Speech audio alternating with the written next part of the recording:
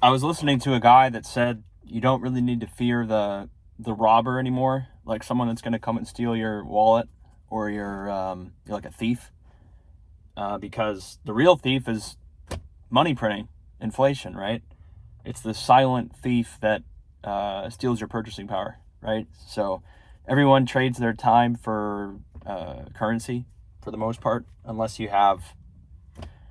already have assets. You're basically just trading your time for money, right? Pieces of paper. And what the system does is everything just becomes more expensive. So it's kind of it's thievery in a different fashion, right? It's a silent thief that really just takes your purchasing power, because instead of paying $100 for groceries, now you're paying $200 or $300 for groceries, and the normal cost of items just go up. So a direct thief would come and, like, take your wallet. I don't have my wallet on me right now, but they would just come and steal money from you directly, right? And that's bad. And when that happens, you're very aware of it. You're like, oh my God, someone just stole my wallet, right? All my credit cards and all my ID and everything's in there, and my money, if I had some cash on me, is gone. So you have to call the credit card company and everything and cancel all your cards. And if you had money, you're not going to get that money back. They're going to take the cash. And anyways, this guy I was listening to was basically saying he doesn't even really fear that anymore, because it's not a big deal if someone comes and steals your wallet. You're just going to lose a couple $100, and you can cancel your credit cards, whatever. You lose your ID, you can go get another ID. It's not going to be like a huge deal. But what the government does is the real theft, right? Everyone is a victim of what they do, because your wages and your purchasing power just get diminished every single day, really, every single month, every single year, due to inflation.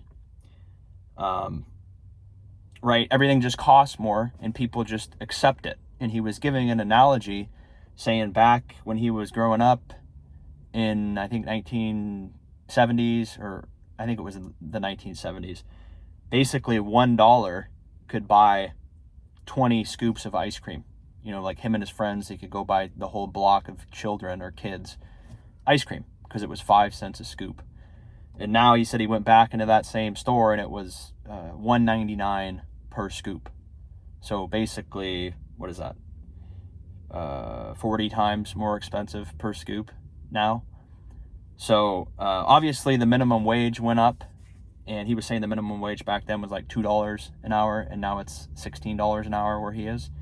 But after you do all the math, it's basically things have become 5 times more expensive on a relative basis. Now, for the same amount of labor for your time, you can feed only 8 people, versus back then you could have got 40 people a scoop of ice cream. Now you can only get 8 people for an hour worth of labor. So that's the real robbery. There is the silent thief. No one really feels it directly, because they're not getting robbed, they're not getting their car stolen, they're not getting their wallet taken from them, but they really are, because the power of your money just continues to go down. So you can't buy as much with your labor. You have to work more and more and more to just get the same things. And if you don't, that's why I always say when I'm talking about this subject, is if you don't have an increasing income, you really feel inflation. And if inflation is higher than wage growth, you really feel it, right? Like I say, you just become poor, because your money just doesn't go as far. You are forced to pay a larger percentage of your money towards the same expenses: food, rent, gas, clothing, insurance. All those things go up on a year-over-year basis, whereas wages are for most people, they stay relatively flat. And especially after the last 4 or 5 years since COVID, it's really ran away. So if you didn't get a big wage increase over the last few years, you're going to be struggling, because the costs have just run away. And it's housing is the biggest one, right? But every other item is also getting more expensive. So it's interesting to think about that. He was saying basically the older you are, the more you feel it, because you lived in a time back in the 1960s or 1970s or 1980s where you saw how low prices were and now how far they've risen. So if you're a younger person, you just don't have the same frame of reference because the prices were never really that cheap. When you were young, yeah, they were less, but if you talk to someone back in 1960 or 1970, their base is so much lower, right? Because they lived at a time when things were relatively so much more inexpensive, right?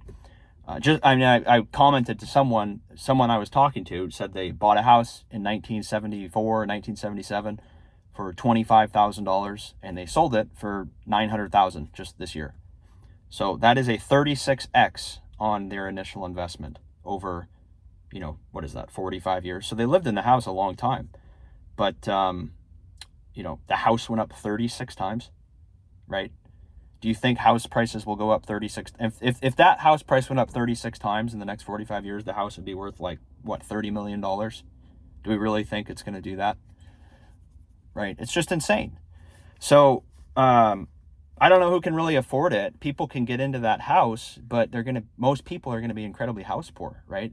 50-60% of their money is going to just have to go towards paying the mortgage. And it's not really sustainable for the average person. So average people are just basically, they're done. They can't afford house prices where they're at. And inflation's really the culprit, right? Even if you just have a job, it doesn't matter, because the prices of assets, the prices of things you have to buy, continuously outpace what you're able to earn, at least for the average person, right? So $25,000 house back then, it was affordable for people that had a job, and probably the wife didn't even have to work. And now two people work and the house has gone up, 20, 30x. And now both people working can't afford the house. And the interest rate is not 0% anymore, or 3%. It's 6 or 7%. So affordability is just terrible. And it is what it is, right? But until the house prices come down or interest rates come down, the affordability is, you can't spend. The rule is 30%, I think, 35% maybe is like the most of your money you're supposed to put towards a mortgage. Most people are probably closer to 50% or higher, just because things have just run away. So 25,000, 900,000, right? Or another guy, even this was back in 2020, he bought his house for I think 40,000 in like 1980, and he sold it in 2020 for 600,000. So you can see, and the thing was a complete junker. Like, it had to be demolished, and they tore the house down and built a new house. But just for holding on to the house for 40 years, you got a good amount of appreciation. So anyways, let me know what you guys think on that. I'm just kind of talking about inflation again, but I appreciate any comments. You guys have a good day. We'll see you on the next one. Take care.